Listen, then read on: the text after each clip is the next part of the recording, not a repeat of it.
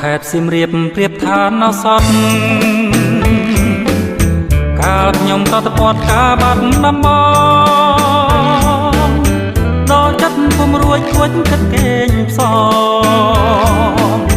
តែបាត់ដំបងកងស្ម័គ្រចំបាឥឡូវបានយល់ចំបៃសៀមរាបក្រអូបជ្រួតគ្រាពោបញ្ញារាទ្រូងបងបានស្ដាយពីរឿងស្នេហាដោយសារចំប៉ាឲ្យរៀមក្រៀមក្រងរើយព្រួយរើយនឹករយសែនទន្ទឹងពុំឃើញដំណឹងដែលរៀងតែផ្ដាំ